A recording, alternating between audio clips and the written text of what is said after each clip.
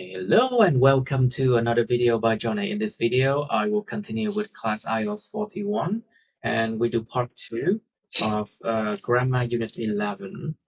So here we will continue. First, I recommend going to the audio file first.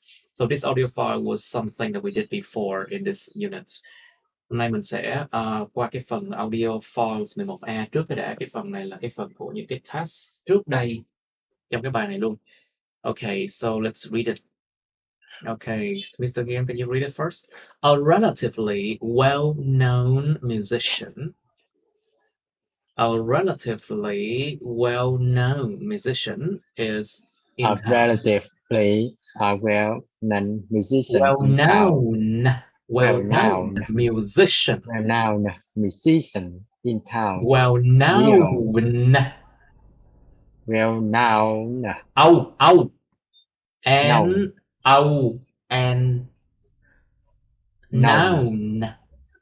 known.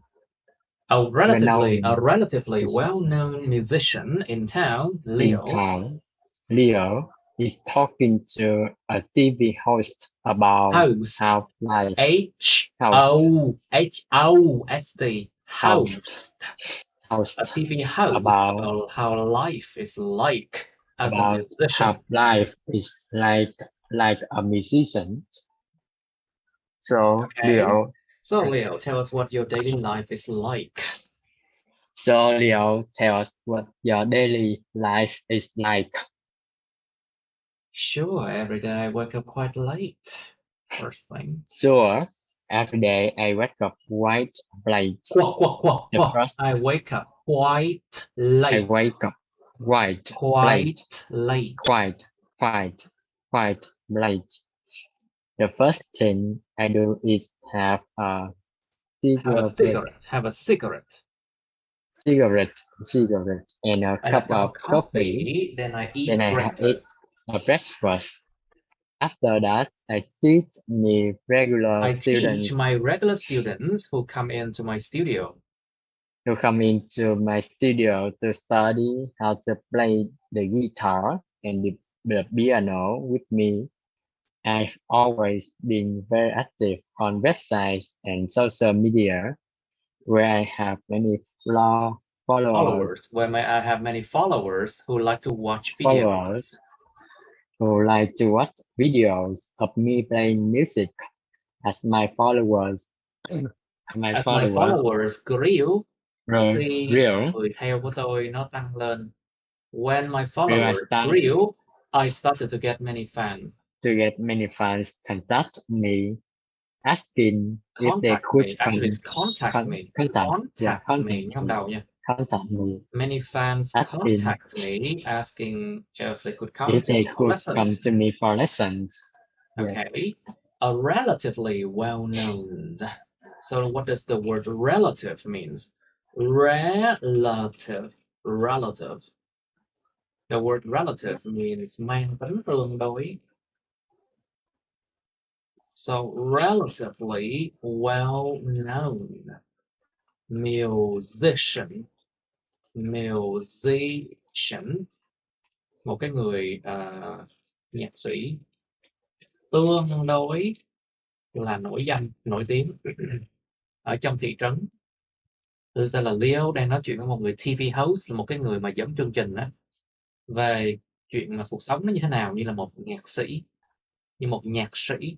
So Leo, vậy thì Leo nói giúp tôi biết về cái cuộc sống hàng ngày của anh như thế nào đi. What your daily life is like. Sure, mỗi một ngày chắc rồi, ok, chắc luôn. Mỗi ngày tôi ngủ dậy khá là trễ. Cái thứ đầu tiên tôi làm á là hút thuốc. Have a cigarette. To have a cigarette. Just have a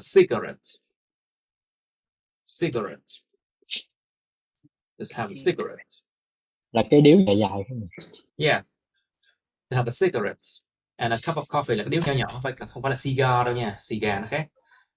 You can say have a cigar, but this is a cigarette. Have a cigarette and a cup of coffee, và uống tách cà phê. Then I eat breakfast. Sau đó tôi mới ăn sáng. After that, I teach my regular students. Sau đó tôi mới dạy những học sinh mà thường xuyên, tức là học sinh mà đi học lâu dài á, we call them regular students. Basically, students who come and study very regularly for a long time. Học sinh mà học lâu dài á, thường xuyên, nó gọi là regular students. Who come into my studio to study how to play the guitar and piano with me. Sau đó tôi mới dạy những học sinh mà lâu dài của tôi mà đến cái studio tôi học cách chơi guitar và piano với tôi. I've always been very active on website. I've always been very active on websites and social media. Tôi đã luôn luôn rất là năng động trên những cái trang web và mạng xã hội. Where I have many followers who like to watch videos of me playing music. Nơi mà tôi có nhiều cái người hâm mộ á. Followers are basically the same as fans, very similar. Giống như fans thôi, người hâm mộ mà thích coi video của tôi chơi nhạc. As my followers grew, khi mà những người hâm mộ của tôi nó số lượng tăng lên, as my followers grew, I started to get many fans contact me. Tôi bắt đầu có nhiều fans contact me, liên lạc với tôi, hỏi là liệu họ có thể đến gặp tôi để học được không?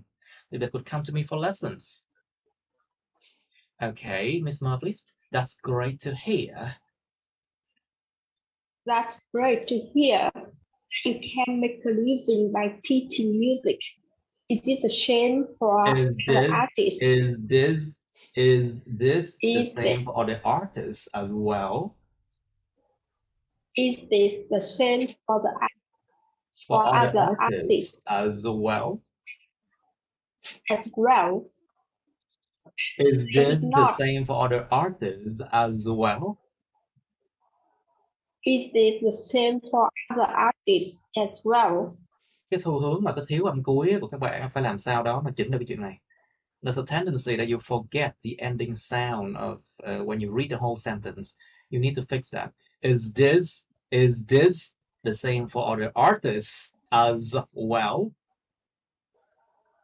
Is this the same for other artists as well? Can you try that again? Is this the same for other artists as well? Is this the same for other artists as well? Okay, I'm afraid it's not though. I'm afraid it's not though. Many of my musician friends. Musician, nhớ âm hai nha. It's second syllable. Musician. Musician friends often travel to make dance with as a musician because it's hard to book shows and to compete against dozens of artists on the market. Okay.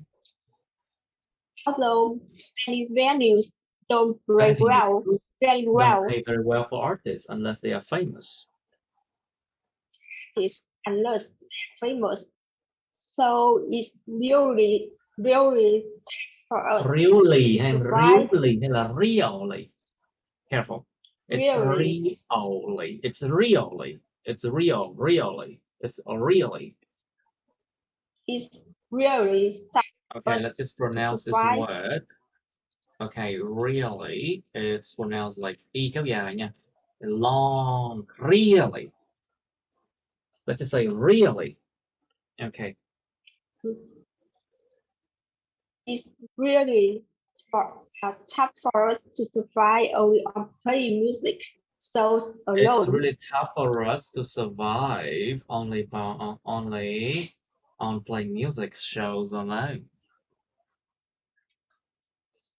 It's really tough for us to survive only on playing music shows alone. Alone. Alone.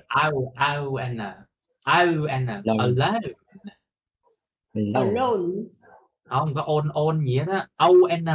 Alone. Nó phải điều điệu xíu. Alone. Alone. It's alone. Chứ phải alone. No, it's alone. No, it's alone. Music show alone. Alone. Okay, on top of that, we have to constantly look for venues. On top of that, we have to constantly look for venues or depend on agencies to do so. To do so, but not many places hire artists. But not many places hire artists on a weekly basis. Mhm. They always want new people so that their customers can have a fresh experience each time. Fresh experience each time. Fresh Fresh experience each time. All right, now that's great to hear. That's great to hear. Thật là tuyệt vời khi nghe thấy một điều rằng you can make a living by teaching music. Anh có thể make a living, có thể kiếm sống bằng chuyện dạy nhạc. Is this the same for other artists as well? Liệu cái điều này có giống y chang cho những người nghệ sĩ khác nữa hay không?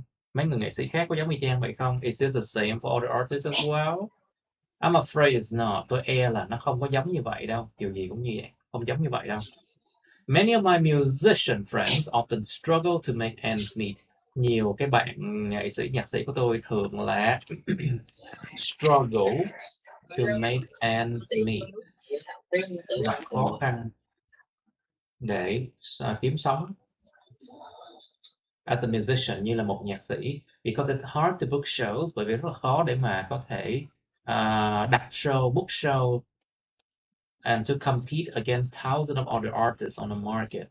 Và tranh đấu, nó gọi là cạnh tranh hỏi hàng ngàn những cái nghệ sĩ khác trên thị trường. To compete against someone, cạnh tranh lại với gì đó.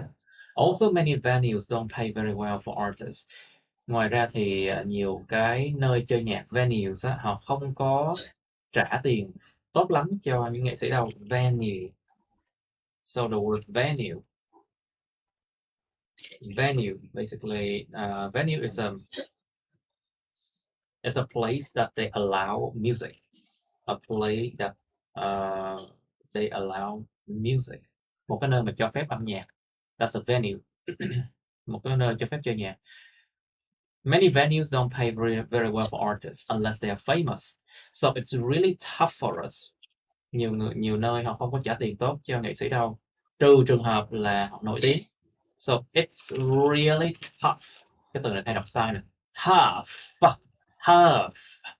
It's really tough for us. It's really tough for us to survive. Thật là khó để sống. Thật là khó để sống còn. Thật là khó chúng tôi để sống còn. It's really tough for us to survive on playing music shows alone, bằng cái chuyện chỉ chơi nhạc, một mình chơi nhạc thôi. On top of that, trên cả điều đó. On top of that. Trên cả điều đó. On top of that.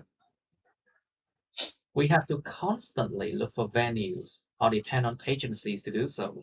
Trên cái điều đó chúng tôi phải liên tục look for venues, phải tìm những nơi chơi nhạc, hoặc là phụ thuộc vào những người agency để làm điều đó. To depend on people. Not many places hire artists on a weekly basis. Không có nhiều nơi họ thuê mướn nghệ sĩ hàng tuần đâu. On a weekly basis. It means weekly. On a daily basis. It means daily. Không có nhiều nơi họ thuê mướn nghệ sĩ hàng tuần đâu.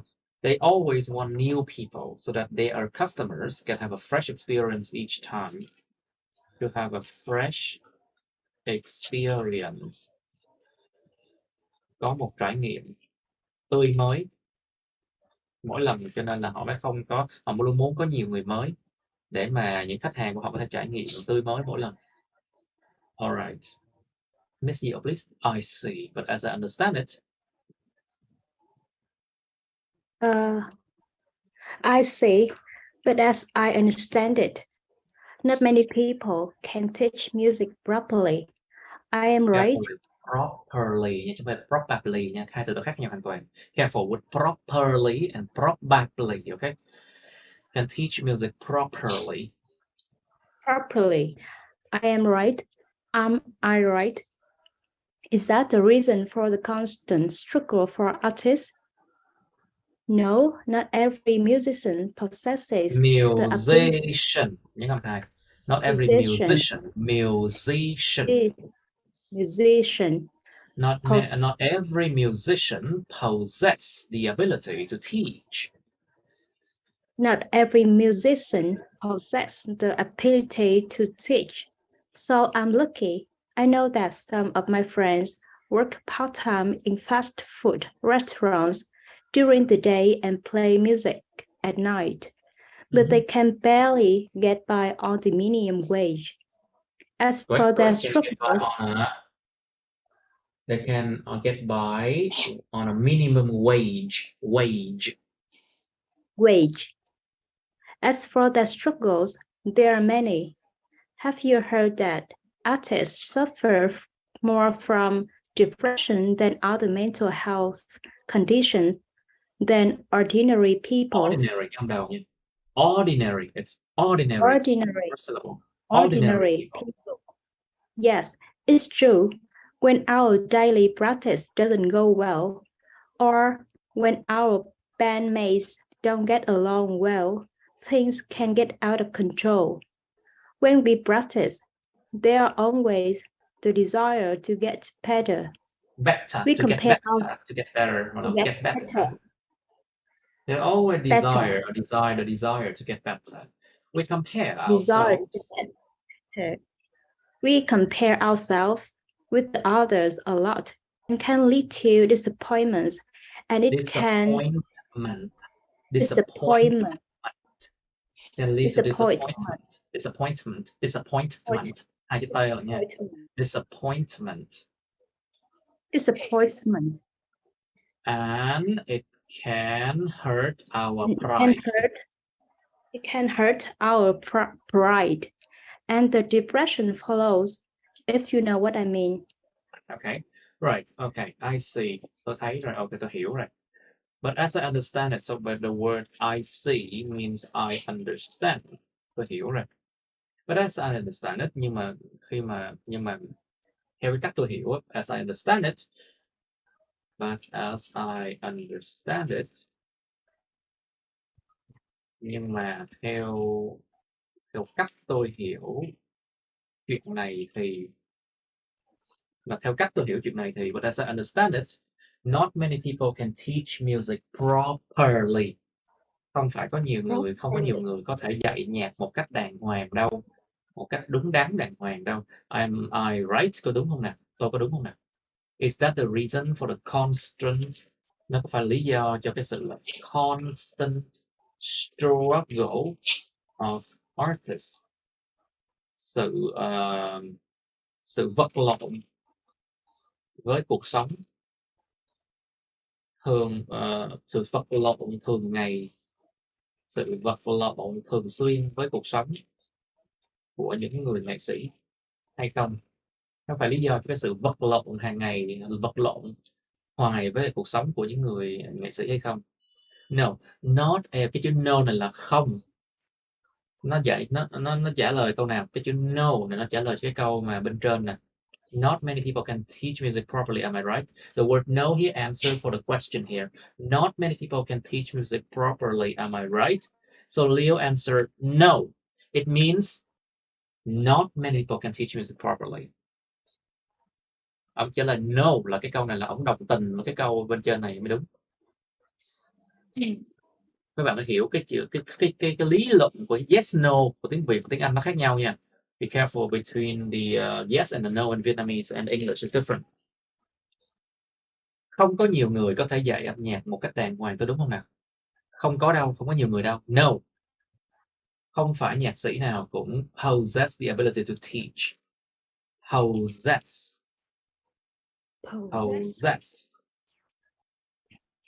the ability to teach. Sở hữu, không phải ai cũng sở hữu cái khả năng dạy học đâu. So I'm lucky, cho nên tôi mới may mắn đấy. I know that some of my friends work part-time in a fast food restaurant. Tôi biết rằng một số bạn của tôi làm việc bán thời gian ở những cái nhà hàng thức ăn nhanh đó, fast food restaurants, vào ban ngày, and play music at night, vào ban đêm thì chơi nhạc. But they can barely get by. They can barely. They can barely. To barely get by means giống như vật lộn lắm luôn á. Barely gần như là không đủ, gần như đói nghèo, đói kém luôn á. Barely get by. To barely get by means it is very tough to survive. Rất là khó để sống còn luôn á. It's barely get by. Khó mà sống còn trong nó gọi là minimum wage. The minimum wage, lương tối thiểu. Khó mà sống luôn lắm luôn á. Lương tối thiểu, trên lương tối thiểu. But as for their struggles, nhưng mà về những cái sự mà vật lộn của họ có nhiều lắm. There are many. Have you heard that artists suffer more from depression? To suffer from a disease or a condition. Chịu bệnh hoặc là bị một tình trạng nào đó. So here, to suffer from depression, anh chị có nghe rằng nhiều nghệ sĩ họ bị dính cái chuyện trầm cảm và những vấn đề về sức khỏe tinh thần, mental health conditions, những tình trạng sức khỏe tinh thần nhiều hơn so với những người bình thường không? Ordinary people.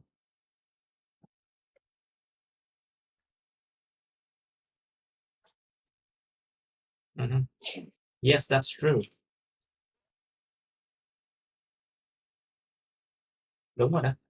When our daily practice doesn't go well, khi mà cái sự luyện tập hàng ngày của chúng tôi nó không có ổn. Or when our bandmates don't get along well, khi những bạn cùng ban không có get along well, không có hợp tính nhau. To get along well, hợp tính với nhau, hoặc là chơi hợp với nhau. Things can get out of control, mọi thứ có thể nó ra ngoài tầm kiểm soát. Things can get out of control, mọi thứ có thể ra ngoài tầm kiểm soát. Đấy. When we practice, there's always the desire to get better. Khi chúng tôi luyện tập, nó luôn luôn có cái mong mỏi để trở nên là tốt hơn. The desire to get better. Cái mong mỏi, cái mong ước để trở nên tốt hơn, đương nhiên rồi. Ai cũng muốn như vậy. We compare ourselves with the others a lot. Chúng tôi so sánh bản thân với những người khác rất là nhiều. To compare ourselves with the others. So sánh bản thân với người khác. You can say compare myself, compare yourself, compare ourselves with the others.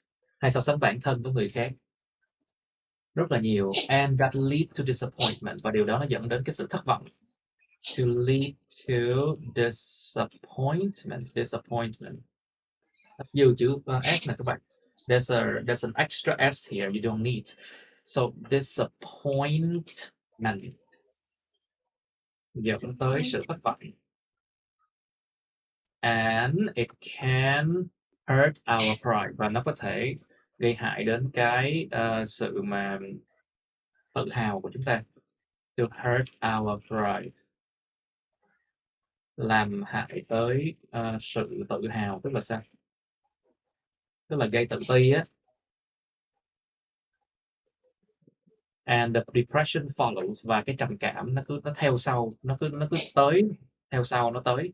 And the depression follows. If you know what I mean, nếu mà anh chị hiểu ý tôi muốn nói gì. Okay, Nghiêm, please. Yes, I know what you mean. Yes, I know what you mean. I often compare myself with other people too. With other people too. It's not easy. So at the moment, Are you playing regular shows Like like on a on daily daily basis. basis? What do you like and dislike about doing shows? Doing Shows, shows. What do you like shows. and dislike about doing shows? What do you like and dislike about doing shows? Okay, I only perform a few times per month. I only perform a few times per month. Performing daily would be exhausting. When I do Exhausted. perform, Exhausted. exhausting. When I do perform, I like the fact that I can give people the best music experience possible. I just don't like playing the same tunes over and over again. I just don't Popular like ones, playing the same songs. I just don't like playing the same tunes tunes, over and over again. tunes, over and over again. Tune, chữ thở Popular tiếng Việt. ones, Tunes, the tunes. same tunes over and over again. Popular ones, I mean, artists often hate Those those songs songs after a after a while. while, and we regret We the dread the moment moment when someone when in the someone in the audience asks us to perform. perform them. So So please please don't. don't. Okay, yes. Đúng rồi, tôi hiểu ý anh muốn nói gì. I know what you mean. I know what you mean. Tôi hiểu ý anh muốn nói gì. I often compare myself with other people too. Tôi cũng thường so sánh bản thân tôi với những người khác nữa. It's not easy. Mọi chuyện không có dễ dàng đâu.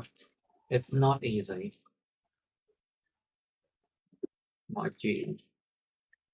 Mọi thứ không dễ dàng đâu. So at the moment, are you playing regular shows? Vậy thì ở thời điểm hiện nay, anh có đang chơi những cái show thường xuyên không? To play regular shows.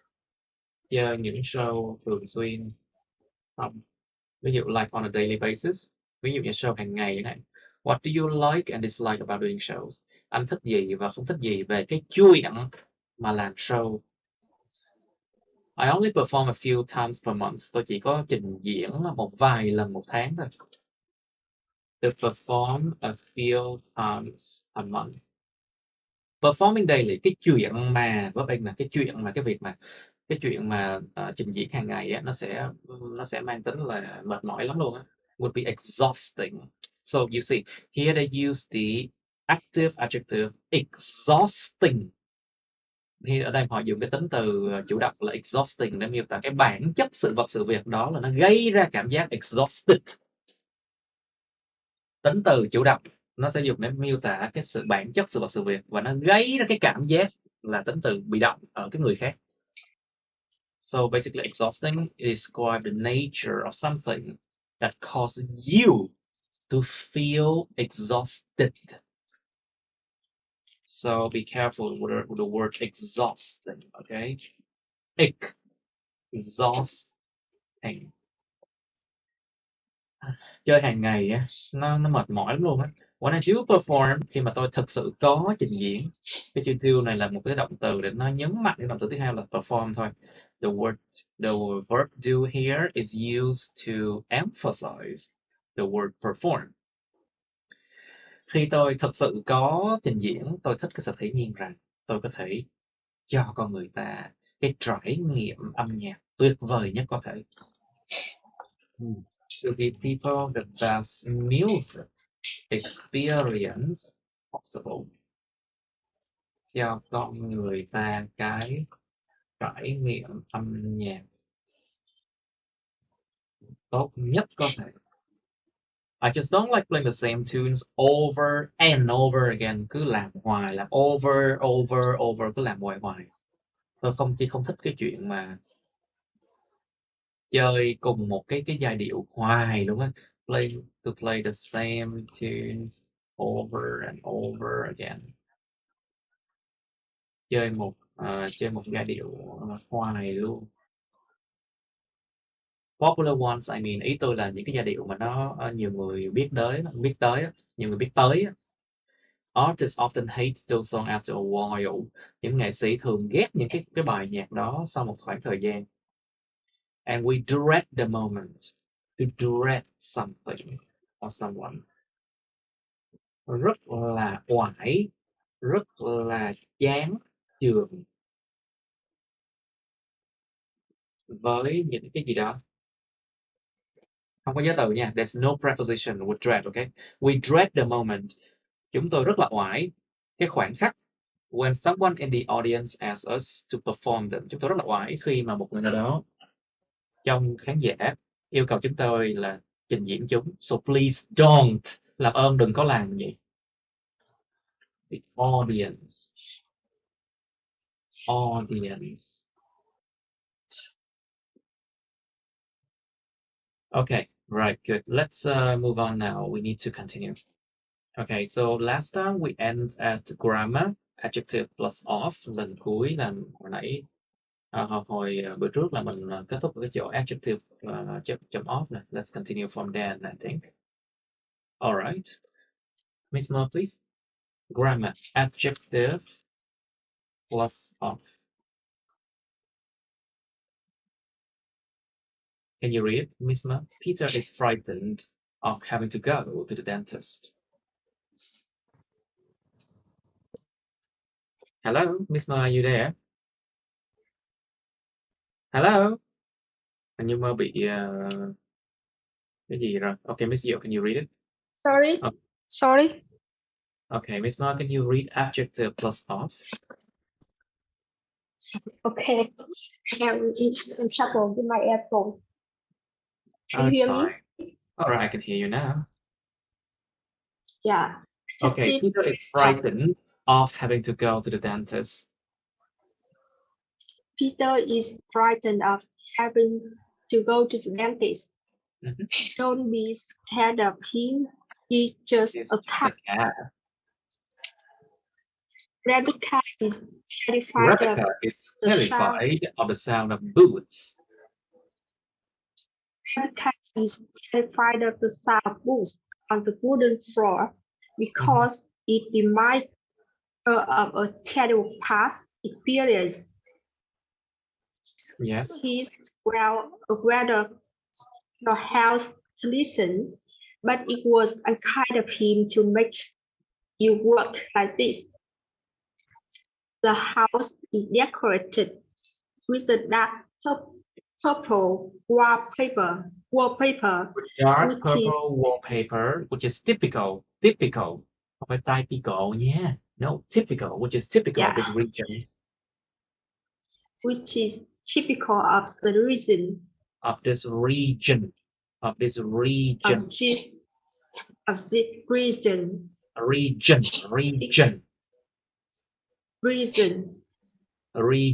There's that region. Reason. It was clever of you to mix two chemical compounds together. It was clever of you to mix the two chemicals compounds together. It was clever of you to mix the two chemical compounds together. No, compound, nhưng đầu là danh từ nha. It's a noun, compound. Hợp chất đó. Compounds. Two chemical compounds together as they produce a fantastic smell, which was a true of wild lavender. Was true of wild lavender. Okay, now good. Tính từ cộng of nè. Frightened of. Rất sợ điều gì đó. Cái frightened là tính từ bị động nè. So you see, this is a passive adjective. Frightened of. Passive adjective describe your feelings or your status. Cái tính từ bị động nó miêu tả cái cảm giác của mình hoặc là cái trạng thái của mình đang ở. Ví dụ như là Peter đang cảm thấy sợ cái chuyện là phải đi đến nha sĩ. Peter is frightened of having to go to the dentist. Don't be scared of him. He's just a cat. Đừng có cảm thấy sợ hãi con mèo đực này. Con mèo đực này chỉ là một con mèo thôi. He's just a cat. He's just a cat. Rebecca is terrified of the sound of boots on the wooden floor. Rebecca thì terrified, sợ lắm. Cái tiếng mà cái tiếng giày boots á, trên nền sàn gỗ, bởi vì nó reminds her of a terrible past experience. Nó nhắc cho cổ biết về một cái trải nghiệm kinh dị trong quá khứ.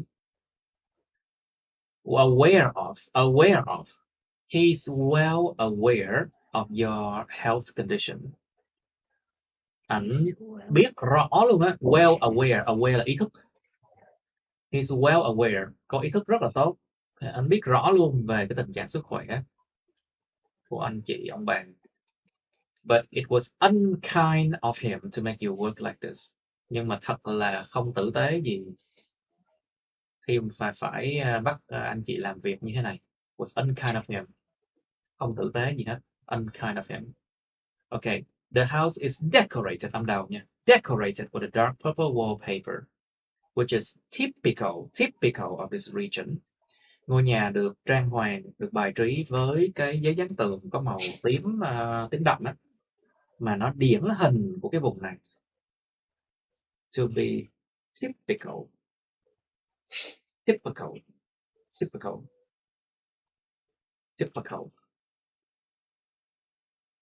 of something.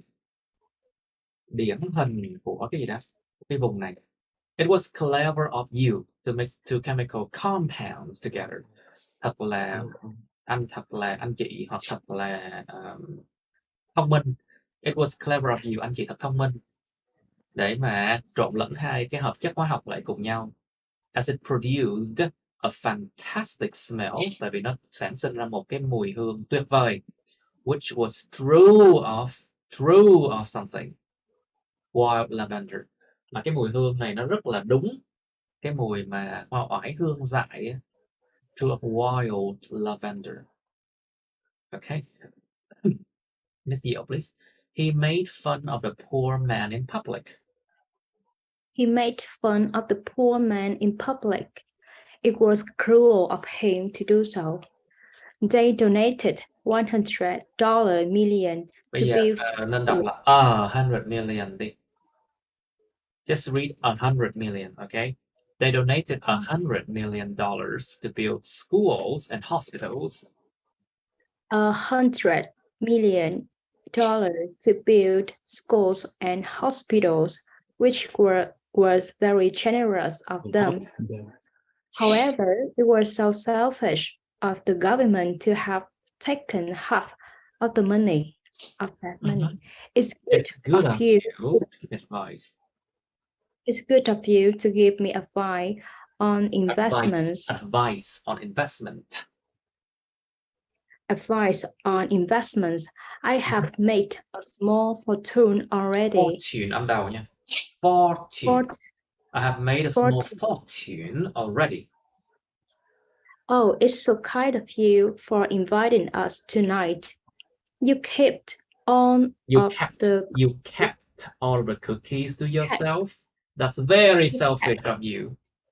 You kept all of the cookies for yourself. That's very selfish of you. I can't you kept believe all the cookies to yourself. That's very selfish of you. I can't believe what you just said. It was so mean of you. Jules might not be the best neighbor, and yes. Jules may not be the best neighbor, and yes. Jules might not be the best neighbor, and yes. He let his dog destroy your plants. He let his dog destroy our plants, which was very rude of him.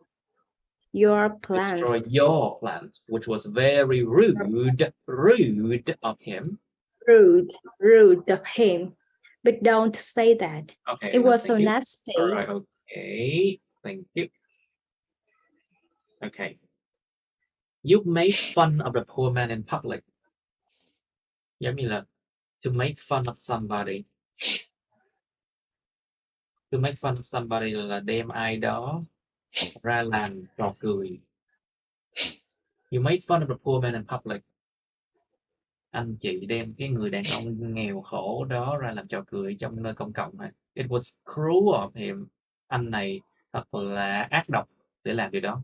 It was very cruel of him to do so. Okay, they donated $100 million. Họ đã quyên góp $100 triệu để mà xây dựng những cái trường và bệnh viện mà đã là rất là rộng lượng. Họ thật là rộng lượng quá đi. It was very generous of them. Thay vì nói là they are so generous, có thể nói là that was very generous of them. However, it was so selfish of the government to have taken half of that money. Tuy nhiên, chính quyền thật là ích kỷ khi mà đã lấy một nửa cái số tiền đó luôn rồi. It's good of you to give me advice on investment. Ông bà thật là tốt khi cho tôi lời khuyên về đầu tư. Tôi đã tạo được một cái khoản tiền nhỏ rồi luôn. Oh, it's so kind of you for inviting us tonight. Oh, ông bà thật là tử tế khi mời chúng tôi ngày hôm nay. Đêm nay đi. You kept all the cookies to yourself. That's very selfish of you. Con giữ tất cả mấy cái bánh cookies đó lại cho bản thân con hả? Con thật là ích kỷ quá đi. I can't believe what you just said. Tôi không thể tin nổi những điều mà anh chị vừa mới nói. It was so mean of you. Anh chị thật là xấu tính quá đi. Mean, xấu tính quá đi. Jules might not be the best neighbor. Jules có thể không phải là cái người hàng xóm mà tốt lắm đâu. Và thì ảnh để cho con chó của ảnh phá hủy mấy cái cây của anh chị đi. Mà đây là một điều rất là thô lỗ mãn. Ảnh làm được. It was very rude of him. But don't say that. Nhưng mà đừng có nói như vậy. Okay, let's continue now. Nghiêm. It was so nasty of her. It was so nasty of her to pee in the To swimming pool. To pee in the swimming pool. In the swimming pool. Thanks for letting me stay tonight. That's so nice of you. That's so nice of you. That's so nice of you. Our company won the contract. Our company won the contract. Thanks to your efforts. Thanks to your efforts. Thanks to your efforts. We are very proud of you. Okay. Rồi, tiếp tục. You left a thank you note. That's rather polite you left a thank you note. That's rather polite of you. Thầy lưỡi. Thank you note. Thank you. You left a thank you note. You left a thank you note. That's rather polite of you. Okay. It was so nasty of her. Cổ thật là tẩm lợm quá đi. Nasty. Cổ thật là tẩm lợm khi mà đái trong cái hồ bơi. It was so nasty of her to pee in a swimming pool. Thanks for letting me stay tonight. That's so nice of you. Cảm ơn vì đã để tôi ở lại đêm nay. Anh chị thật là nice, thật là tốt bụng. Our company won the contract. Với contract nha, contract, danh từ, listen now. Công ty chúng ta thắng cái hợp đồng này nhờ vào những nỗ lực của anh chị. Chúng tôi rất là tự hào về anh chị. We are very proud of you. You left a thank you note. Anh chị để lại cái tờ giấy nói cảm ơn hả? That's rather polite of you. Thật là lịch sự đấy. Okay, adjective plus 2. Nghiêm đọc hết cái phần này luôn nha. Adjective plus 2. Adjective plus 2. Don't be mean to those people. They run away from their country due to war, so we need to be nice to them. Due to war, so we need to be nice to them. We need to be nice to them. Don't be nasty to me. I'm still your mother. Don't be nasty to me. I'm still your mother. Don't be nasty to me. I'm still your mother. September, please be kind to me. September, please be kind to me. Be polite to the students who failed, because one day they might be your employers. It's not good to be rude to them. It's not good to be rude to them. Just be good to your sister. One day she might be an auntie. One day this might be an odd thing, then she could She be could be cruel cruel to your children. to your children. Why did you leave nothing Leave là sao for em? Là the y kéo dài. This is leave? E. Leave. Why did you leave nothing for the Why did you hairdresser's leave assistant? nothing for the hairdresser's assistant? They made a living by tips. They make a That living was by so tips. That was so unkind of you. that was so unkind of you. Okay. Okay. Nào, bây giờ adjective plus to, động từ, cái tính từ mà cộng với to nè. Don't be mean to those people. Don't be mean to those people. Đừng có mà xấu tính, đừng có mà đối xử xấu tính với những người đó. Họ chạy trốn khỏi đất nước của họ do chiến tranh. Cho nên chúng ta cần phải be nice to them. Chúng ta cần phải cư xử tốt bụng với họ. Be nice to them. Okay, don't be nasty to me. Đừng có mà cư xử thấy gớm với tôi. I'm still your mother. Cái câu này giống như là má nói là tao đẻ ra mày đó nha, đừng có giỡn mặt với tao. It's like that. Yeah. It's like when mothers say this. Don't be nasty to me. I'm still your mother. Mother always say that. Don't be nasty to me. I'm still your mother. It's like that. Okay, September. Please be kind to me. Tháng 9. Hãy tử tế đối với tôi. Yeah, sometimes you remember this one. People often say. Các bạn có nhớ cái câu này mọi người hay nói không?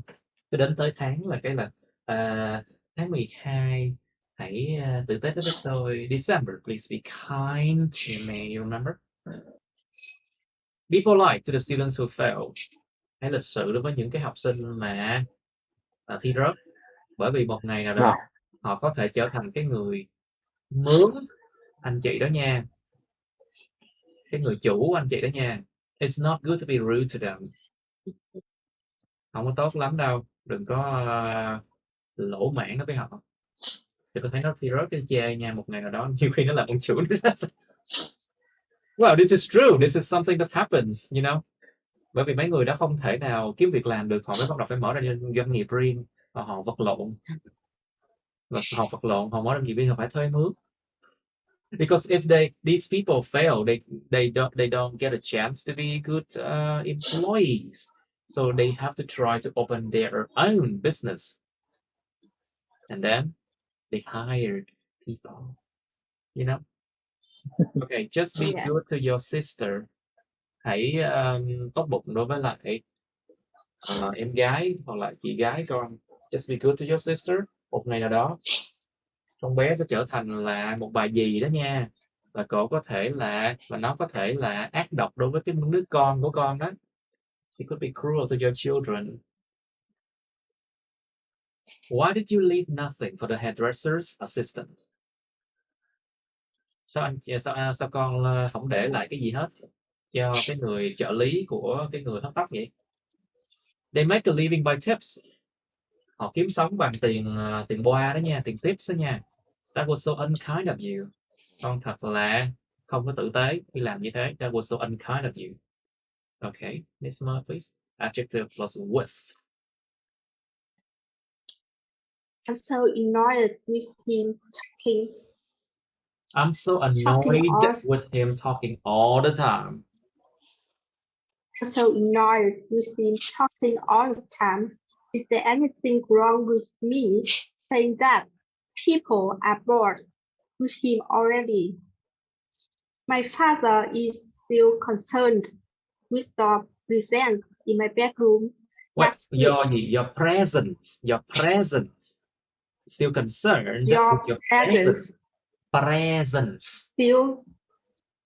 Still concerned with the presence in my bedroom last week. He isn't satisfied with my brother's exam result either. He is simply not present with anything.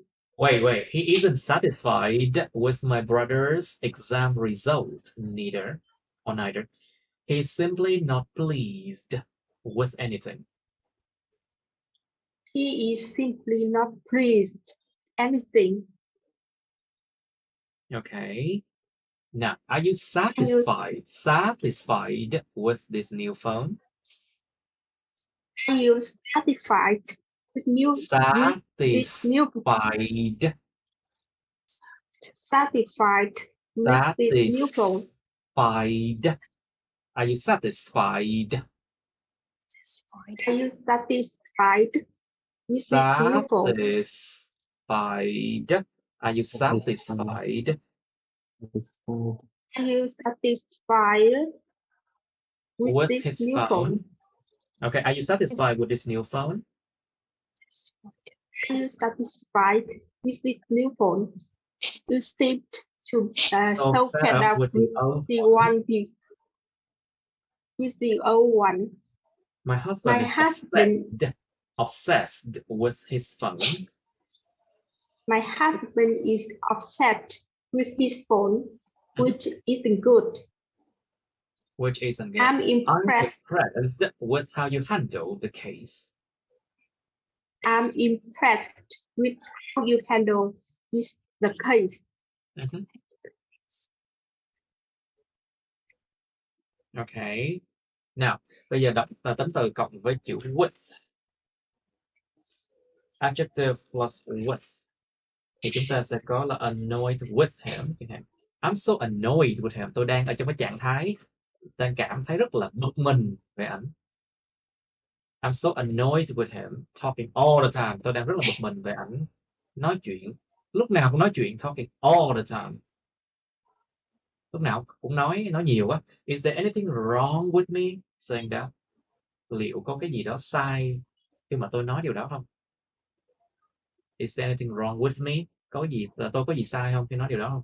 Is there anything wrong with me saying that? People are bored with him already. Mọi người đều rất là cảm thấy rất là chán ảnh lắm rồi đó. Are bored with him already. My father is still concerned with your presence in my bedroom last week. Cha tôi vẫn rất là lo lắng về cái sự hiện diện của anh trong cái phòng ngủ của tôi vào tuần rồi. He isn't satisfied with my brother's exam result neither. Ông cũng chẳng có mãn nguyện với satisfied with something. Mãn nguyện với chẳng mãn nguyện với cái kết quả thi của em trai tôi nữa. He is simply not pleased with anything. Ông đơn thuần là chẳng có hài lòng với cái gì cả. Chẳng có hài lòng cái chuyện gì cả. Concerned with something. Lo lắng về cái gì đó. Okay. Are you satisfied with this new phone? Anh chị có mãn nguyện với cái điện thoại mới này không? You seem so fed up with. You seem so fed up with the old ones. Chán lắm rồi với cái gì đó. Anh chị dường như là cảm thấy chán lắm rồi với cái điện thoại cũ rồi. You seem so fed up with the old one. I'm fed up. Tôi chán lắm rồi. I'm fed up. I'm fed up. I'm fed up with this. Tôi chán lắm rồi. I'm fed up with you. Tôi chán anh lắm rồi. Tôi chán chị lắm rồi. Something like that. It's no, you know. Okay. My husband is obsessed with. Cuồng cái gì đó. Cuồng lắm. Cuồng cái gì đó. My husband is obsessed with his phone. Chồng tôi ống cuồng cái điện thoại của ông lắm. Which isn't good. Mà điều này không tốt đâu. I'm impressed with how you handle the case. Tôi bị ấn tượng bởi cái cách mà anh chị đã xử lý cái trường hợp này, xử lý cái case này, cái ca này. To handle something. Xử lý cái gì đó. So the noun handle là cái tay vịn, cái người ta gì đó, cái tay nắm cửa. Alright, let's continue. Whose turn is that? Miss Diệu, right? Adjectives talking about ability. Adjectives talking about ability. For example, good, clever, awful, bad, useless, useful, Useless nha, useless. Cái âm useless, hai nó là cái âm schwa, cái âm yếu hơn á. Useless, useless, useless, useless. Chứ không phải useless. useless, It's useless, useless, useless, useless, useless. useless. Skilled are often followed by at. Some adjectives describing fear. For example, frightened, Frightened, frightened, scared, scared, terrified, scared, terrified. scared, terrified can be followed by of. Adjectives describing behavior. For example, good, kind, clever, generous, Nice, nice, selfish. selfish is a clause beginning with In a it, clause beginning with it. that, or this are often followed by Followed of. by of, often followed by of. Adjectives describing behavior directed Towards other people. Directed towards other people. For example, mean, nasty, kind, cruel, good, nice, rude, polite, unkind are often followed by to. Okay, very good. Bây giờ những cái tính từ nó nói về khả năng của con người đi, ability. Ví dụ như là rất là tốt nè, rất là thông minh, rất là thấy gớm, awful, rất là tệ, và useless là vô dụng, useful có ích đấy, hữu dụng. Skilled là có kỹ năng. Skilled. Thì nó miêu tả cái khả năng của con người, nó thường được theo sau bởi giới từ là act. Một số cái tính từ miêu tả cái nỗi sợ hãi, fear, nỗi sợ hãi. You can use fear as a verb as well. Sợ cái gì đó hoặc ai đó. Dùng fear như động từ cũng được nha. I fear snakes, I fear spiders. Tôi sợ rắn, tôi sợ nhện. Thì những tính từ thể hiện cái fear, cái nỗi sợ, ví dụ như là frightened,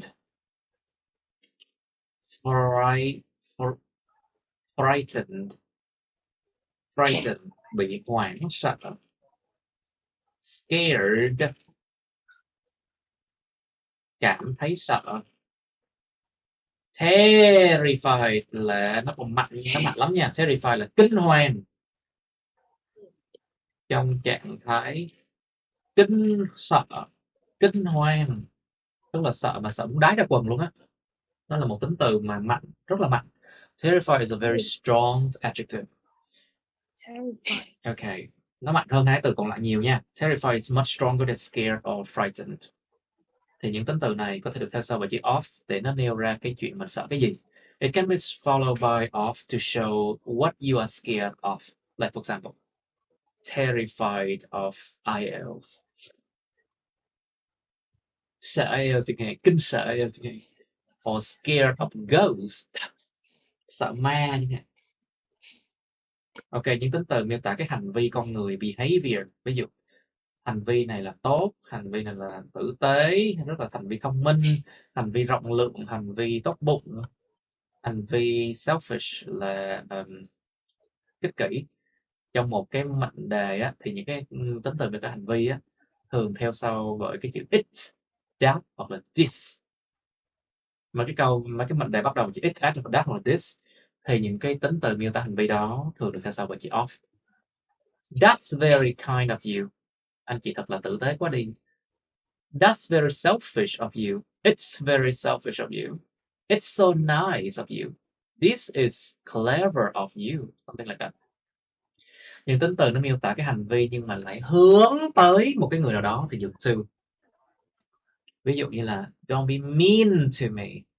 Đừng có xấu tính với tôi. Don't be nasty to me. Đừng có mà vớ vẩn, gớm ghiếc, hành vi thấy gớm với tôi.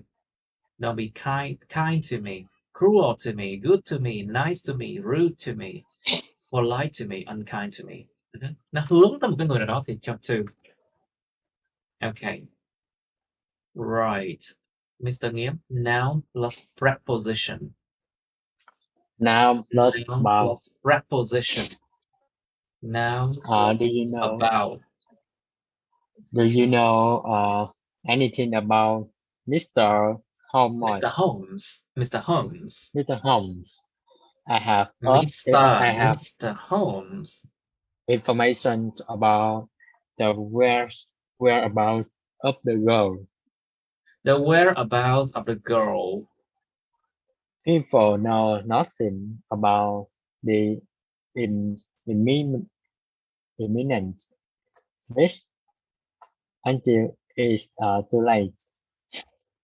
You should think of What? Nó lại có đây. something. Try that sentence again.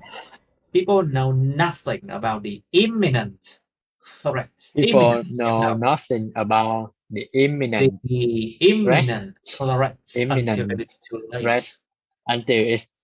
Until it's too late. You should think of something about nature for your painting. Now, lost for. There is no excuse for Okay, enough. Okay, enough. Okay, thank you.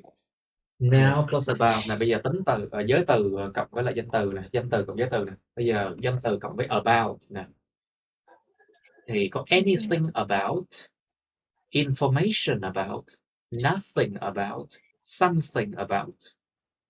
Do you know anything about Mr. Holmes? Anh chị có biết gì về ông Holmes không? I have information about the whereabout. The whereabout of the girl. Nơi trú ẩn hoặc là nơi ai đó đang ở.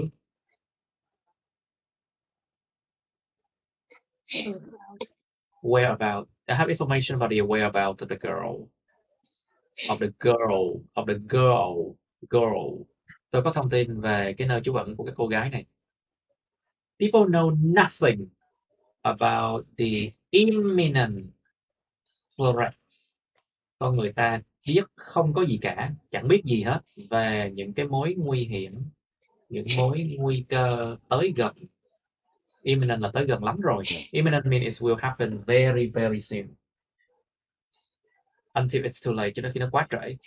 You should think of something about nature for your painting. Anh chị nên nghĩ về một cái gì đó về thiên nhiên cho cái bài vẽ của anh chị này. Okay, noun plus for. Yeah. Noun plus for. There's no excuse for not being able to finish your homework on time. Mr. John TRAN told his students. Là một ví dụ. They have a responsibility for their studies. They have a responsibility for their studies. But lack of guidance. Okay, they have a responsibility. Responsibility for their studies.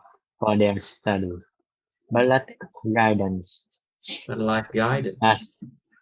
Has there been any explanation? Has there been any explanation for the rise in petrol price lately? For the rise in petrol price lately. I have a few ideas for the show next week. Since you have had a reputation for public speaking, there's no reason for not trying to persuade them into donating. Persuade them into donating in return for your generosity. Nhưng không bài nha. Generosity. We will be glad to have you in future endeavors. In the what?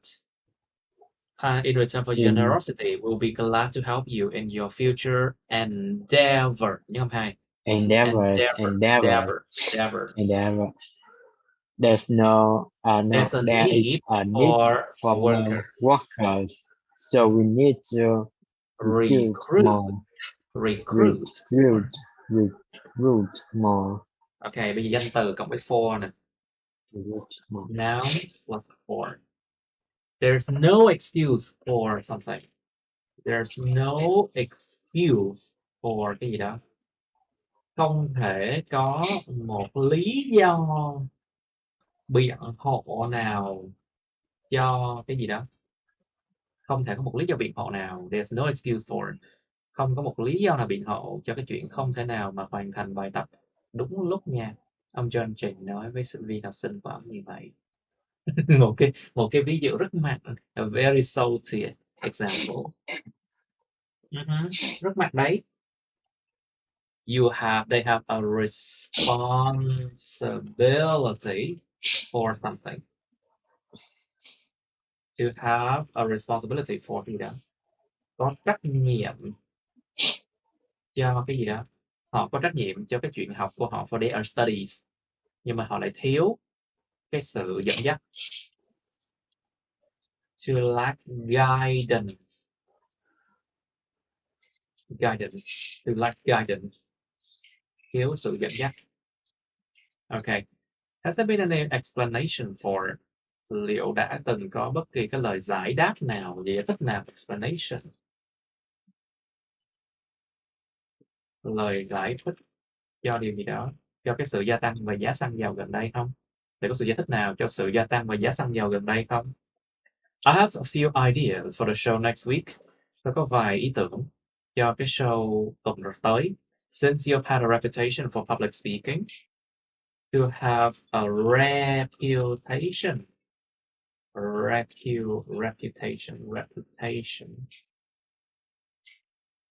for cái gì đó, có danh tiếng về việc gì đó, có danh tiếng về cái việc gì đó.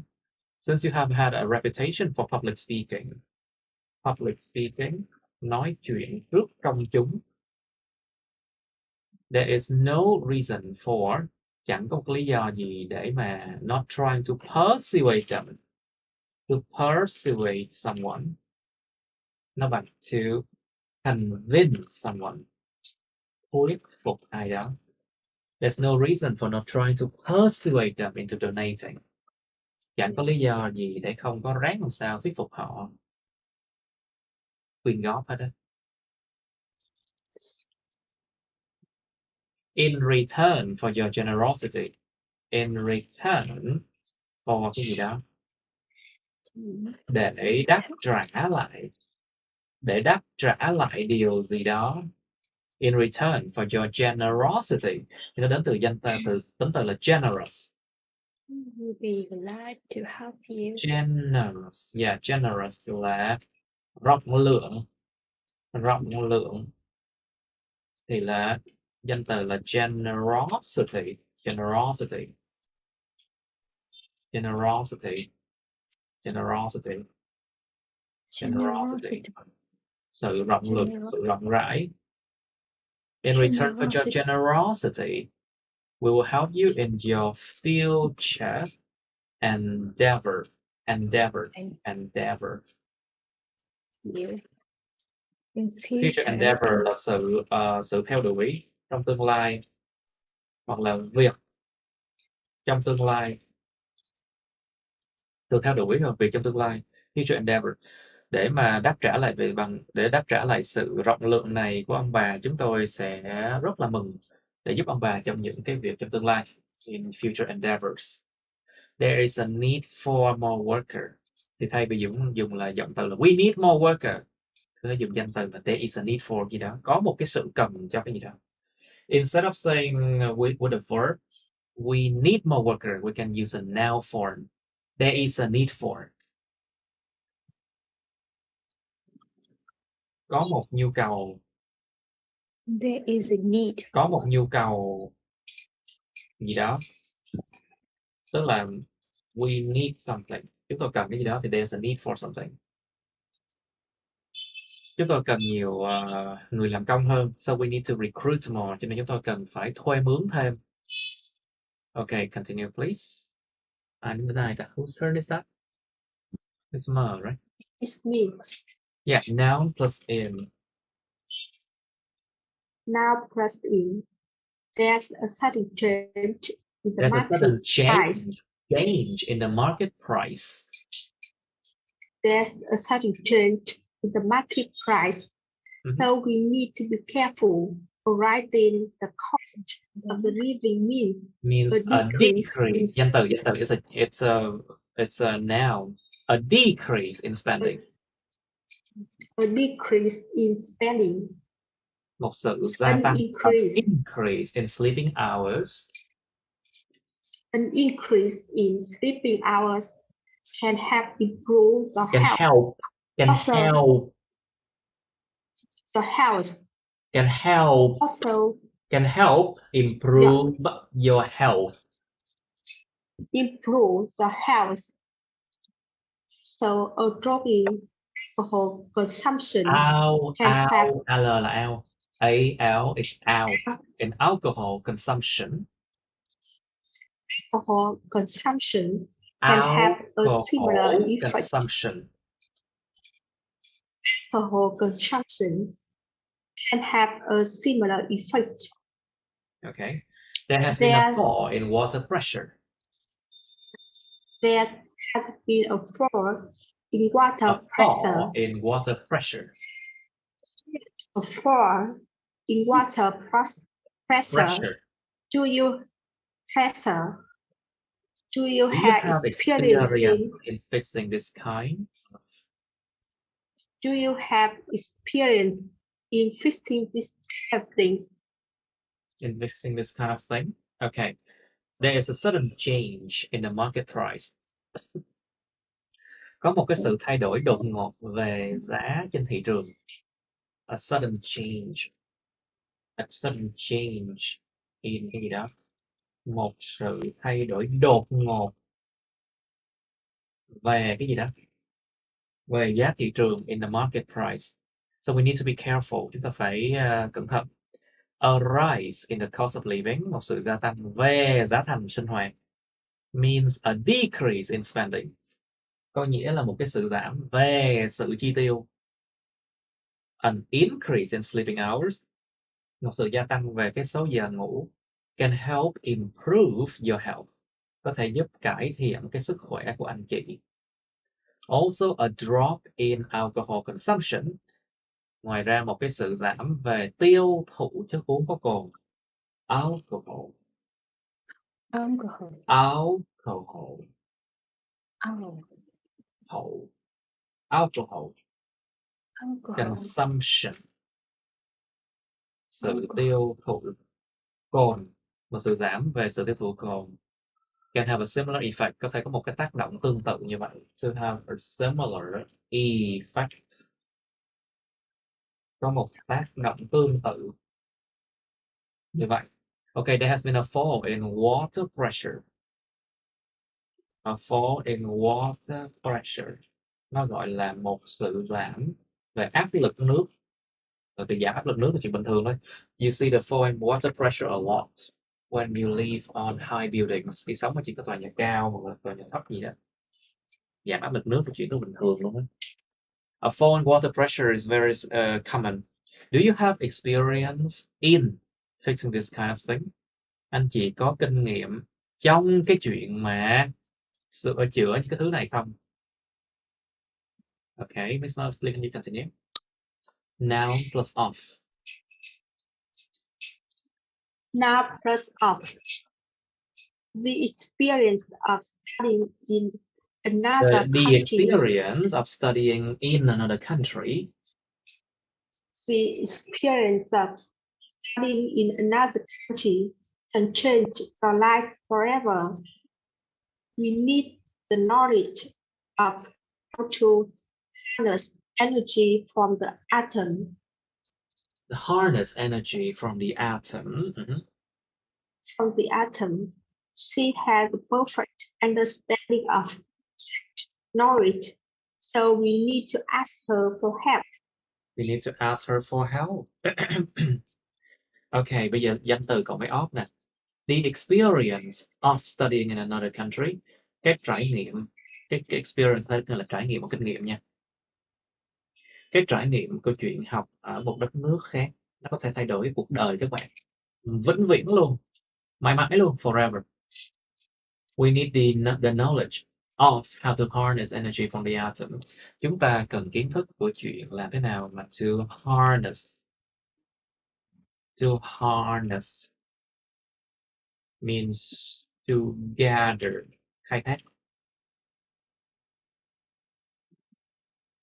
Chúng ta cần kiến thức của chuyện là thế nào để mà khai thác năng lượng từ cái hạt nhân nguyên tử, atom. She has the perfect understanding of such knowledge. Cô ta có một cái sự hiểu hoàn hảo luôn về cái kiến thức đó. We need to ask her for help. Chúng ta cần phải hỏi cổ giúp đỡ. All right, Miss Diệu, please. Now plus on and now with, please. Now plus on, tips and tricks have almost no effect on improving your overall. No effect on improving your overall English level. Mm-hmm. The pandemic has had a great impact on the world. Mm-hmm. He was such a bad influence on you.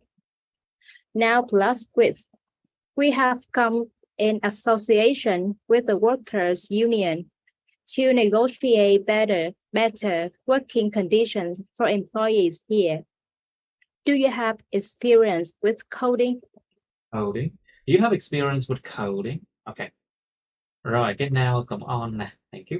Tips và tricks nó gọi là những cái chiêu trò và những cái mánh lới. Tips and tricks, of course. Tips and tricks. Chiêu trò mẹo mánh. Have almost no effect. Mọi người trên mạng toàn hỏi tips và tricks không luôn á. Tại muốn chiêu trò mẹo mánh làm cho lẹ IELTS, nhưng mà tips và tricks, chiêu trò mẹo mánh nó gần như nó chẳng có tác động gì hết luôn lên chuyện mà cải thiện cái mức độ tiếng Anh nhìn chung các bạn. Nó chẳng có thể làm được gì luôn á. Have almost no effect on improving your overall English level. The pandemic has had a great impact on the world. So, impact. To have an impact on cái gì đó. Cái này là danh từ. To have an impact on. This is a noun. To have an impact on cái gì đó. Có tác động lên cái gì đó. Cơn đại dịch đã có một tác động lớn lên trên thế giới. He was such a bad influence on you. Cái thằng cha nó thật là một cái ảnh hưởng xấu lên trên chị. He was such a bad influence on you. Okay, now cộng với with nè. Danh từ cộng với with nè. We have come in association with. In association with cái gì đó. Hợp tác với. Làm việc chung với. Làm việc cùng với. Hợp tác với. Chúng tôi đã đến đây để làm việc cùng với cái liên đoàn lao động. Workers Union.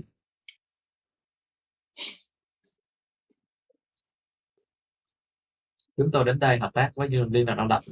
To negotiate better working conditions. To negotiate better working conditions for employees here. Thương lượng. Để chúng tôi đến đây cùng với lại liên đoàn lao động để mà thương lượng những tình trạng công việc tốt hơn cho những người làm công hoặc là nhân viên ở đây. Do you have experience with coding? Anh chị có kinh nghiệm với cái chuyện mà viết code không? Gõ code không? Okay, now let's go to prepositional phrases. Prepositional phrases. Nó là những cái cụm mà có giới từ. Prepositional phrases by, in, at, on, off. Đó, những cụm mà có những giới từ đó. So, Mr. Nghiêm, please, we use by. We use by to talk about the person, the thing responsible for an action in a passive clause. The case was Clause. clause. The case was Kéo baked dài nha. by Clause. In clause. a passive clause. Clause. The cake was baked by our best chefs. Say One again. of the The chefs cake was baked. was baked Nhớ không? Phải baked by hay là our baked? baked. Baked. Nó không có rung The lên, cake cái âm ed nó không có rung lên. was Tại vì baked. chập cuối là baked. Nó không có rung lên, nó không có rung lên, Our cho nên là baked. yeah. Còn nó rung lên là yeah. Okay. Our The best cake was baked by our best chefs. chefs. Chef. Âm SH nha. Chefs. Chef. Best Chefs. Chefs. Chefs. Mhm. One of the chefs is responsible for the action of baking the cake. The cake. Okay. To explain how something is done. Things is done. You can remove any dust. You can from remove. the keyboard.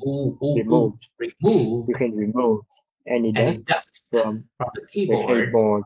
The keyboard by cleaning with the simple device. Simple device. Mm-hmm. We talk about transport and communication methods. For example, by plane, by car, by email, by text messaging. I'm going to your place by car then.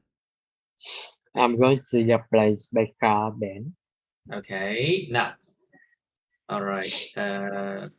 You can only reach this client by text, not calls. You can only reach this client by text, not calls. Mở rộng miệng ra. Open. Text. By text, not calls. Not calls. To talk about chance, for example, by chance, by mistake, by accident. Mm-hmm. I found Lisa only by chance, and we decided to meet after by chance. Kéo dài. By chance. I found Lisa online by chance, and we decided to meet after a few weeks of chatting. And we decided to meet after a few weeks of chatting. He turned the machine. Machine là sao em? Machine là sao? Machine. Machine. Có rất là nhiều cái CH nó không đồng bánh chợ đâu. Nó là âm K hoặc là âm SH. Ví dụ chemical hoặc là machine. A lot of CH are not pronounced like CH at all. It's pronounced like K, like for example in chemical, or SH, like for example machine. Okay. On my accident, he turned the machine by accident. Machine on by accident. Machine. He killed machine. He turned the machine on by accident. On by accident. He killed the workers below them. They sent me this package by mistake. Which killed the workers below it. We killed the workers below it.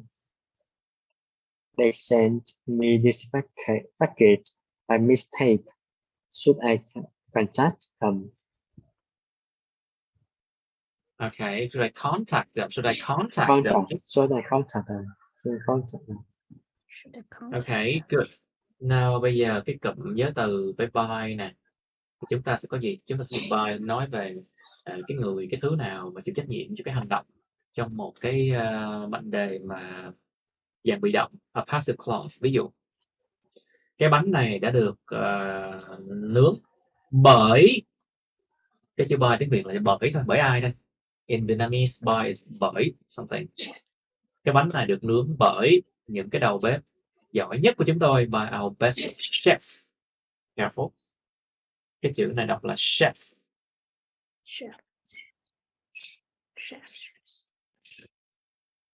Sếp ơi, sếp ơi.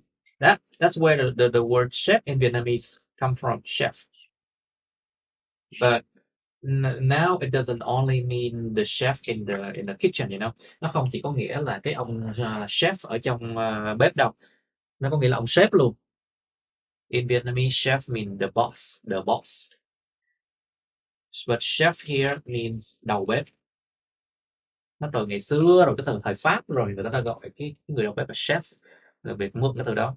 Cái từ đó rồi dần dần nó lại có cái nét nghĩa là ông sếp, ông chủ, hoặc là ông cái người trên cơ mình. Okay.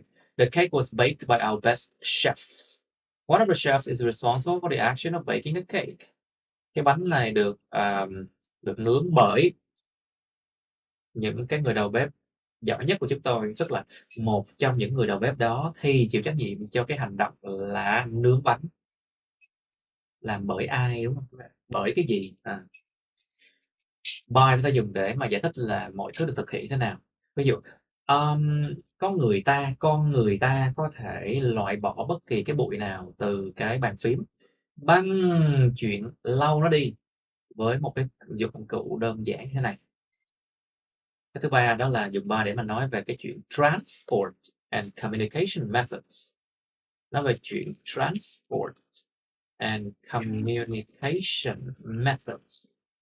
Những phương pháp vận chuyển và giao tiếp. Ví dụ, bằng máy bay, bằng xe hơi, bằng mail, bằng gửi tin nhắn như này. I'm going to your place by car, then tôi sẽ đến nơi của anh chị bằng xe hơi vậy. You can only reach this client by text, not calls. Anh chị chỉ có thể tìm đến cái thân chủ hoặc là khách hàng này bằng gửi tin nhắn, chứ không phải là không được gọi nha. Only by text, not calls. Có thể nhiều hướng nội nha. Like sometimes they are very introvert, just like Mr. John. Okay, to talk about chance. What is chance? Kéo dài lên nha. Chance. Chance là cơ hội. Opportunity. Ví dụ, by chance. What does by chance mean? By chance mean hên xui thì chuyện gì đó xảy ra. By chance. Hên xui thôi, nó xảy ra thôi. Hên xui. Ví dụ, tôi thấy được Lisa trên mạng, tôi tìm thấy Lisa trên mạng. Hên xui tôi mới tìm thấy Lisa trên mạng thôi. By chance. Và chúng tôi quyết định là gặp chỉ sau vài tuần chat với nhau. By mistakes là gì? So let's talk about the word by accident first. By accident là lỡ làm cái gì đó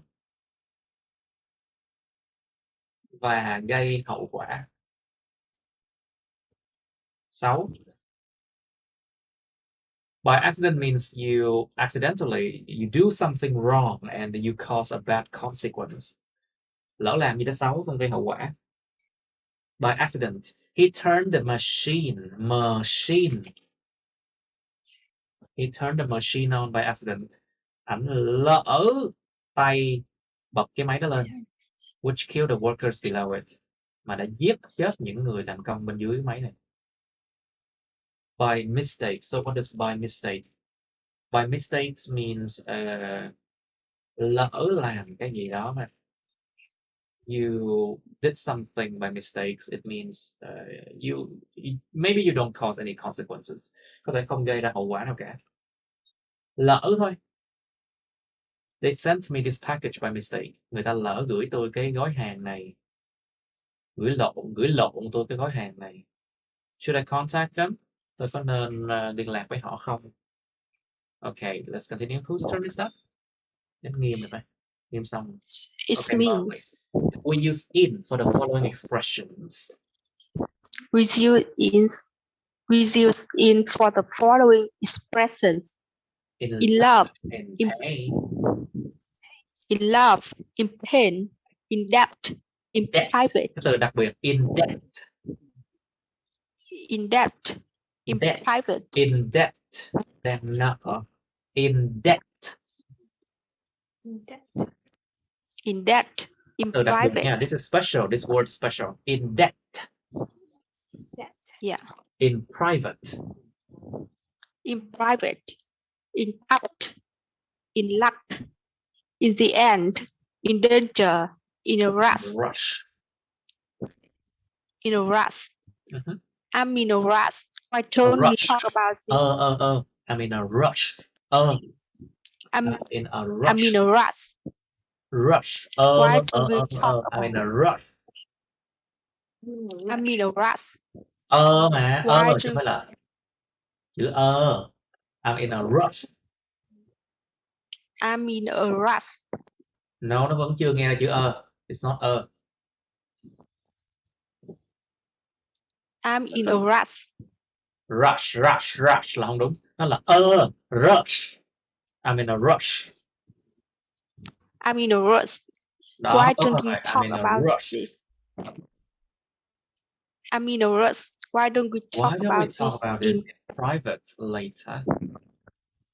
Why don't we talk about this in private later? Please get in touch with me on Please Messenger. get in touch with me on Messenger. Please get in touch with me on Messenger.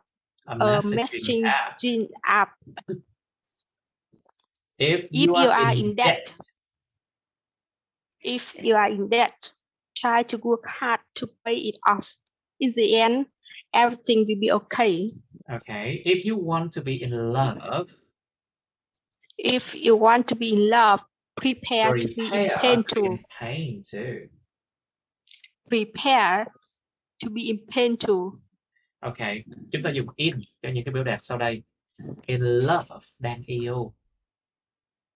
In love, đang yêu. In pain, đang đau đớn. In debt, đang nợ. In private, cái gì đó riêng. Cái gì đó riêng. Like for example, write me in private. Viết thư riêng cho tôi nha. Another example. Talk to me in private. Nói chuyện riêng với tôi nha. Riêng cái gì đó in private là riêng tư. So in private, viết riêng cho tôi, nói chuyện riêng cho tôi nhé. In touch. In touch here là giữ liên lạc.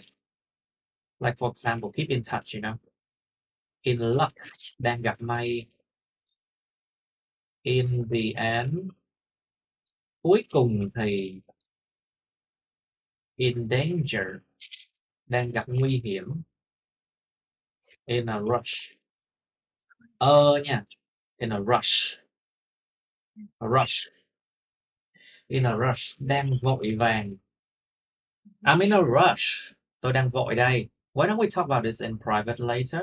Sao tôi đang vội đây? Tại sao chúng ta không nói về chuyện này, nói chuyện riêng về chuyện này sau được không? Please get in touch with me on Messenger. Làm ơn liên lạc với tôi trên Messenger đi, mà là một cái app mà để gửi tin nhắn. If you are in debt nha, cái từ này phải bt đâu nha, nó là debt thôi, từ đặc riêng đặc biệt. This word is special. It's debt. If you're in debt, nếu mà anh chị đang nợ, try to work hard and pay it off. Ráng làm sao làm việc chăm chỉ và trả cho hết nợ đi. To pay off the debt. Trả hết nợ. In the end, everything will be okay. Cuối cùng thì mọi thứ sẽ ok hết, ổn hết. If you want to be in love, nếu mà con người ta muốn yêu đi, prepare to be in pain too.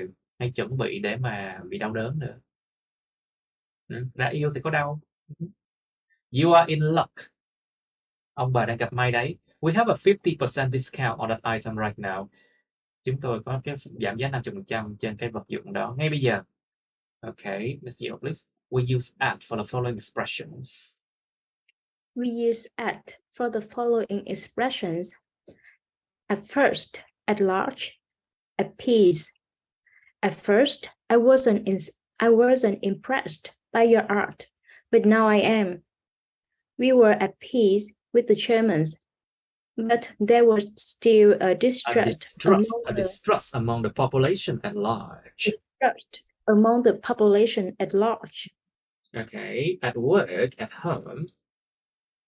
At work, at home, at school, at university. At school, at university.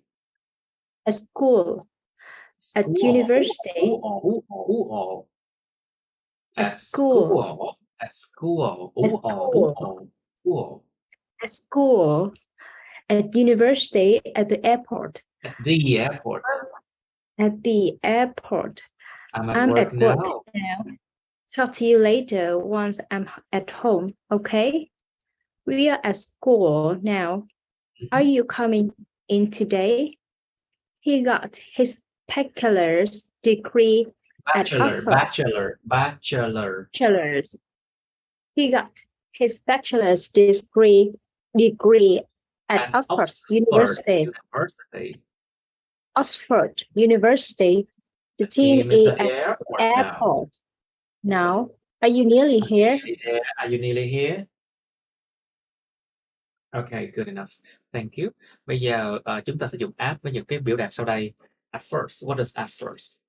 At first, nó có nghĩa là lúc đầu thì cái gì đó? At first. Ví dụ, at first I wasn't impressed by your art. Lúc đầu thì tôi đã không có bị ấn tượng bởi cái nghệ thuật hoặc là cái điều mà anh chị làm đâu. But now I am. Nhưng mà bây giờ thì tôi mới bị ấn tượng. But now I am, it means now I am impressed. Lúc đầu tôi chẳng bị ấn tượng gì hết bởi cái nghệ thuật hoặc là những gì anh chị làm. Nhưng bây giờ thì tôi ấn tượng. Bây giờ thì tôi bị ấn tượng. At large, nhìn chung. It means general, like nhìn chung. Chúng ta đã at peace. At peace means trong hòa bình. Trong trạng thái hòa bình. We were at peace with the Germans. Lúc đó chúng tôi đã hết chiến tranh rồi với người Đức rồi. But there was still a distrust among the population at large. Nhưng mà nhìn chung vẫn có một cái sự không tin tưởng ở cái dân số, cái quần thể hoặc là ở trong cái bộ phận người dân. Nhìn chung người ta vẫn chẳng tin đâu. Okay. At work, at home, at school, at university, at the airport. Đó là những cái biểu đạt thông thường. These are common expressions, you know. Common expressions. Những biểu đạt thông thường thôi. Ví dụ, I'm at work now, tôi đang nơi làm việc bây giờ. Talk to you later once I'm at home, okay? Anh đang nơi làm việc, nói chuyện với em sau khi mà anh ở nhà được không? We are at school now. Are you coming today? Are you coming in today? Hey, tụi tôi đang ở trường bây giờ nè. Bạn có tới ngày hôm nay không? He's got his bachelor's degree. Bachelor's degree là cái bằng của người cử nhân, tức là bằng cử nhân. So of course we have master's degree as well, gọi là bằng thạc sĩ. We also have PhD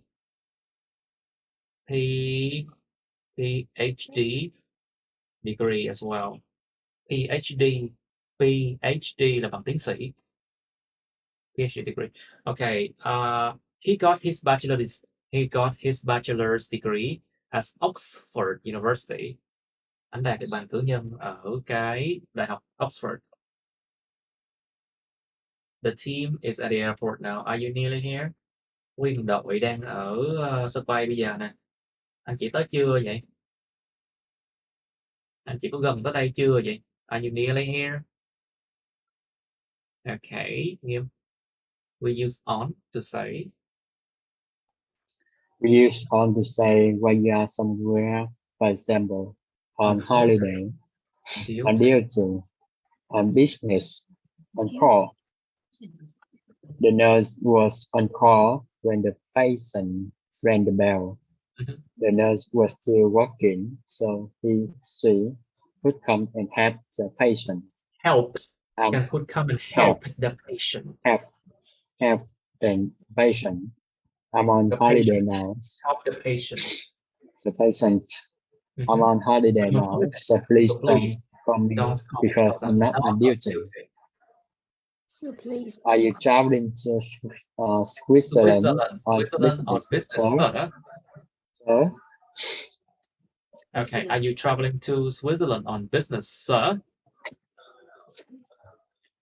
Okay, rồi bây giờ chúng ta dùng on để mà nói là tại sao, cái lý do tại sao mình ở nơi nào đó. Ví dụ I'm on holiday. I'm on holiday. Đang đi nghỉ mát. I'm on duty. Duty, I'm on duty. Đang công việc, đang công tác. On business. Đang đi công chuyện. Hoặc là công tác. I'm on business. On call thường dùng trong hospital. Thường trong bệnh viện thì dùng on call. On hospital is often used in hospital, you know. So instead of saying the nurse is on duty, you can say the nurse is on call or the doctor is on call. Một cái từ hay dùng cho bệnh viện. On call, đang trực bệnh viện. For example, the nurse was on call when a patient rang the bell.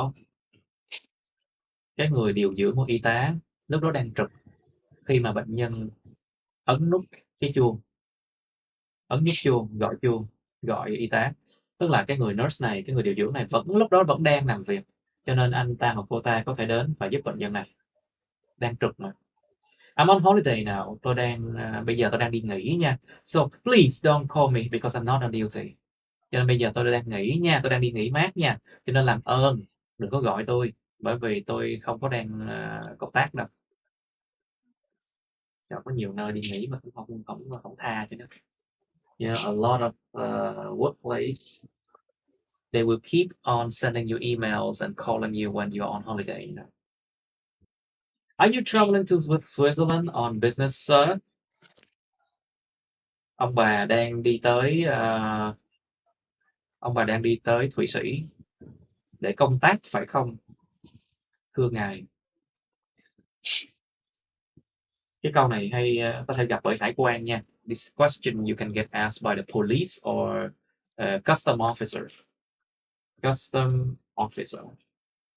Nó gọi là sĩ quan, hải quan á. Or a police officer. Một sĩ quan cảnh sát. All right. Please, we use off with the expression of we use off with expression of quantity. We use of with expressions of quantity, for example, or, any, both, either, neither.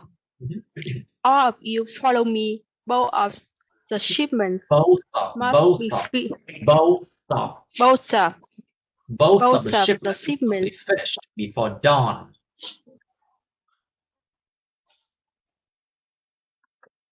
Must be finished before dawn. Before dawn. Before dawn. Dawn. Nó kéo dài đó xíu. Dawn. Dawn. Dawn. Okay. You can choose. You can choose. You can choose any of song on my list. Apply for the job. Any of the song. Đã có off có the rồi nha. Thường là off là sau có the nha. After off you have the, okay? Yeah. Any of the songs. Any of the songs. Any of the song on my list are fine for the job. Apply for the job. Either of the workers here can help you with that. We cannot hire them. We cannot hire them. We cannot hire them. Neither of the applicants. Neither of the applicants. The applicants have the necessary Đúng rồi, experience. necessary experience for the job. Nhâm đầu đúng rồi. Necessary experience for the job. necessary experience for a job. Ok, chúng ta sử dụng cái of với những cái biểu đạt liên quan đến số lượng. Ví dụ all of something, tất cả gì đó. Any of, cái nào cũng được. Both of, cả hai đều gì đó. Neither là cả hai đều, neither of là cả hai đều có cái gì đó. Còn either là cả hai đều có cái gì đó. Còn neither là cả hai đều không có gì đó. All of you, tất cả các bạn. Theo tôi, all of you follow me. Both of the shipments must be finished before dawn.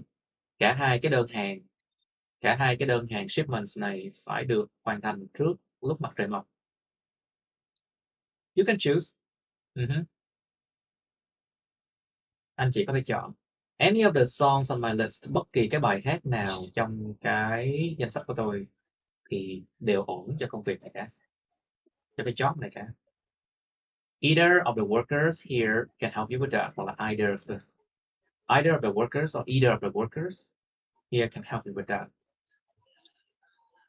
Người nào trong hai người này ở đây cũng có thể giúp anh chị với cái đó. We cannot hire them. Chúng tôi đã không thể nào mà thuê họ được.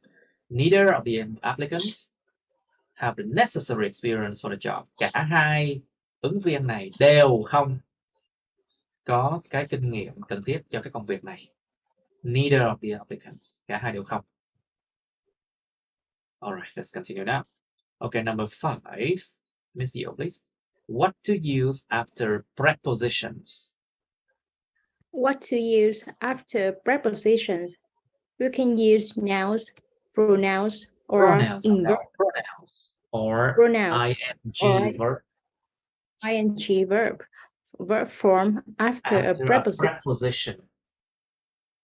I'm proud of you, son. You did well at the port, preventing the loss of the shipment. Preventing the loss of the shipment. After finishing your degree. After finishing your degree, what are you going to do?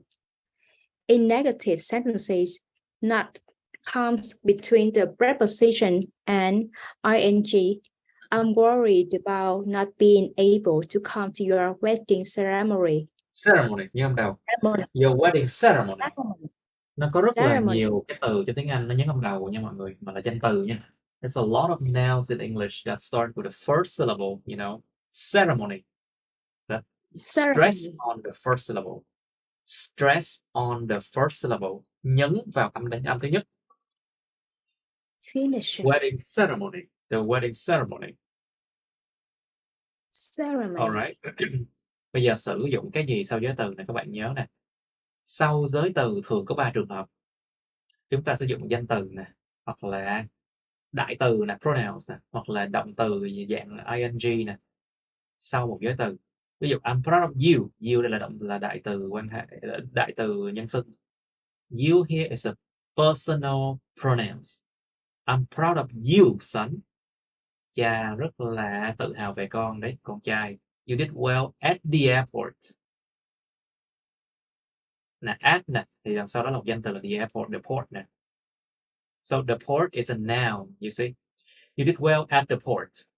Con làm rất tốt ở cái cảng, cái cửa hoặc cái cảng. Preventing the loss of a shipment. Để mà phòng tránh cái đơn hàng nó bị mất luôn. After finishing, after nè. Verb here is finish, so finishing. Động từ finish sẽ thành verb in nè. After finishing your degree. Sau khi hoàn thành xong cái bằng của anh chị. What are you going to do? Anh chị sẽ làm gì giờ sau khi hoàn thành xong cái bằng?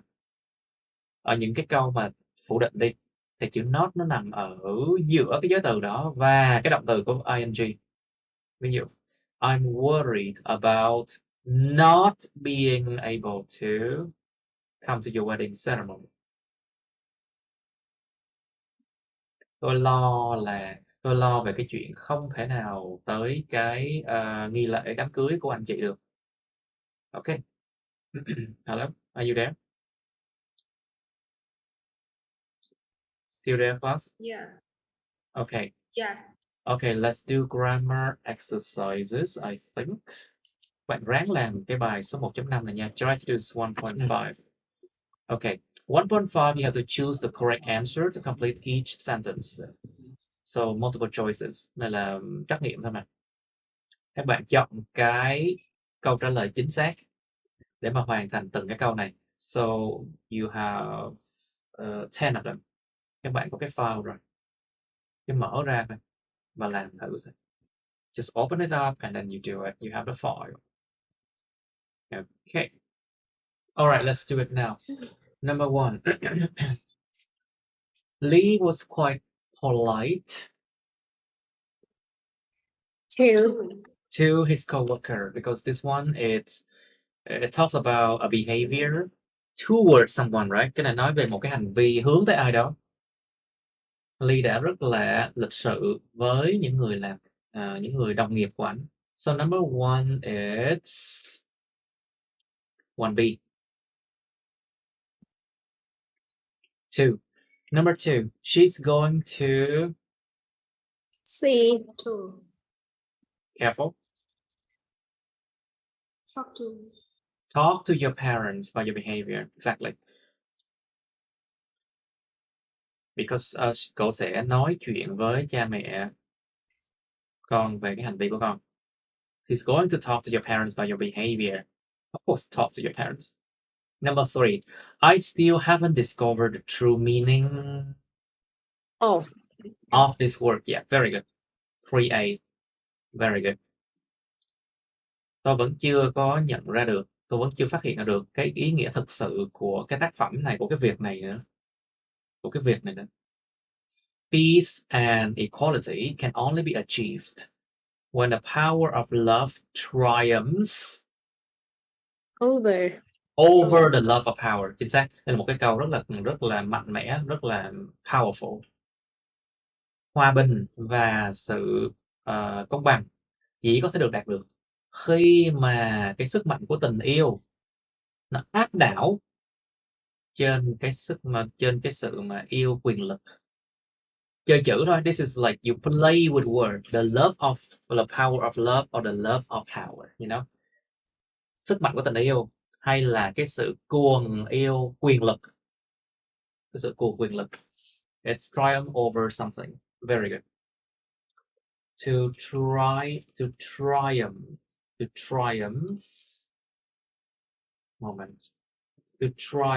over something. Áp đảo cái gì đó. To triumph over something. Cái từ là một cái từ mà khá là cao cấp đấy. This is quite a fancy word, you know. Okay, number 5. Vaccines prevent people from contracting diseases. So take them. Very good. Những cái vaccines nó ngăn ngừa con người ta khỏi cái chuyện mà bị dính bệnh. Cho nên làm ơn lấy chúng, tức là đi chích đi. So take them means go and inject. Go for injections. Số 6. Number 6. It was so rude of you to unplug my microphone while I was speaking. Anh chị thật là lỗ mãn khi mà rút cái microphone của tôi ra trong khi tôi đang nói. Trời ơi, cái này là hành vi lỗ mãn lắm luôn á. This is extremely rude, you know. Number 7. What's wrong?